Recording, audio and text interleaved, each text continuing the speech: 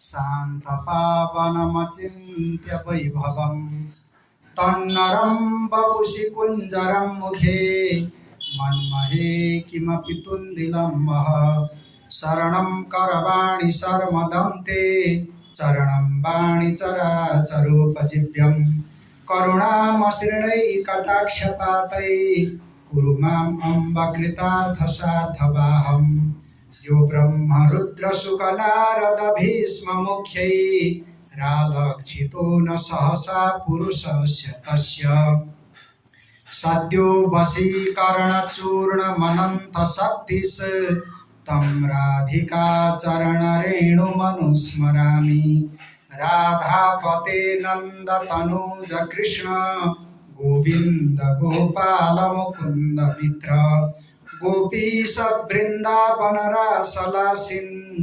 जिह्वातार्तस्वरतस्फुरत्वं जिह्वातार्तस्वरतस्फुरत्वं गुरुर्ब्रह्मा गुरुर्विष्णु गुरुर्देवो महेश्वरः गुरुः साक्षात् परब्रह्म तस्मै श्री गुरवे नमः तस्मै श्री गुरवे नमः तस्मै श्री गुरवे नमः।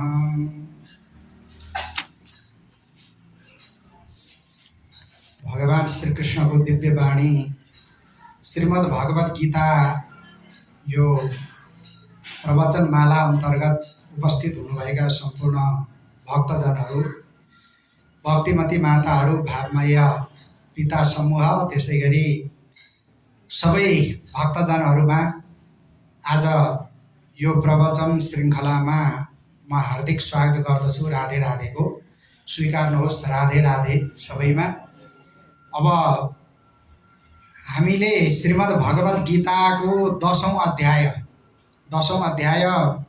प्रारम्भ गरिसकेका छौँ, जसलाई विभूति योग भनेर बताइएको छ र त्यो विभूतिको 7औं अध्याय 9औं अध्याय अनि थोरै अरू केही अध्यायमा पनि भगवानले केही सङ्केत चाहिँ विभूतिको बारेमा अगाडि पनि गरिसक्नु भएको हो र विस्तारपूर्वक चाहिँ त्यो विभूति योगको वर्णन 10औं अध्यायमा गरिएको छ र भगवानले त्यो विभूति योग बताउनकै लागि अर्जुनजीलाई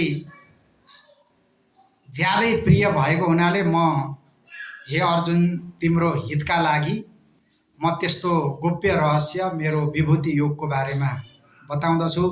किनभने मलाई ठुला देवताहरू ऋषिहरू महर्षिहरू असुरहरू कसैले पनि जान्न सक्दैनन्, अहिलेसम्म जान्न सकेका छैनन् सर्वाङ्ग रूपमा।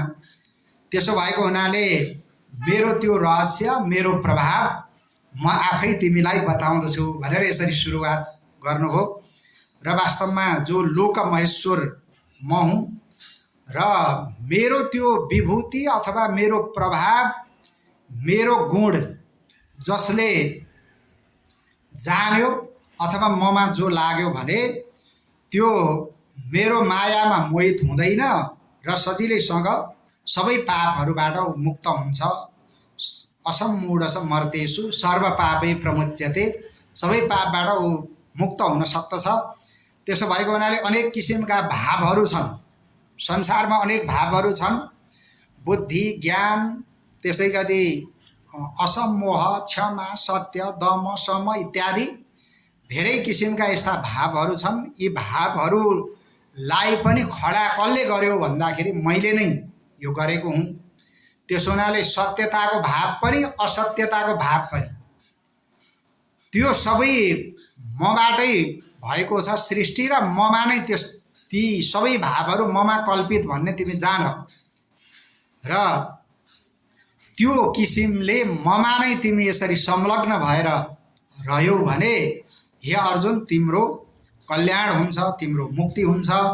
र वास्तवमा ठुला ऋषिहरू सप्तर्षि आदि त्यसै गरी सनत कुमारहरू जो 4 कुमारहरू हुनुहुन्थ्यो, सनत कुमारहरू कसैले पनि वास्तवमा मेरो त्यो भावलाई मेरो त्यो रहस्यलाई जान्न सक्नु भएन। त्यस्तो किसिमको सारा प्रभावले गुणले ऐश्वर्यले सामर्थ्यले युक्त भएको जुन त्यो विभूति योग छ, त्यो विभूति योग म तिमीलाई बताउँदछु। किनभने म नै भगवान आज्ञा हुन्छ, अहम सर्वस्य प्रभवो मत्त सर्वम प्रवर्तते इति मत्वा भजन्ते माम बुधा भाव समन्विता।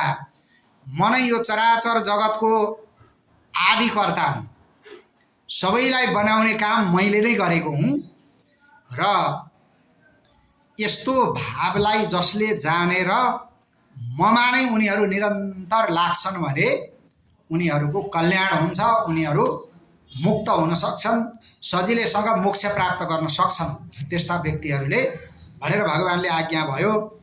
मच्चित्ता मद्गत प्राणा बोधयन्त परस्परम कथयन्तश्च माम नित्यम तुष्यन्ति च रमन्ति च।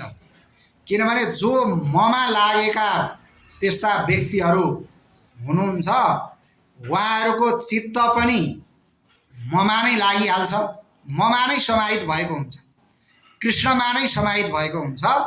र वास्तवमा कृष्ण भनेको एउटा सामान्य मान्छे अथवा चाहिँ अलिकति केही शक्ति सामर्थ्य भएको मात्रै मान्छे भन्ने यस्तो तिमी नबुझ भनेर भगवान आज्ञा हुन्छ। र भगवानले त्यो कृष्ण शब्दको सङ्केत अन्त कहीँ गर्नुभएको छ, यहाँ त त्यो छैन।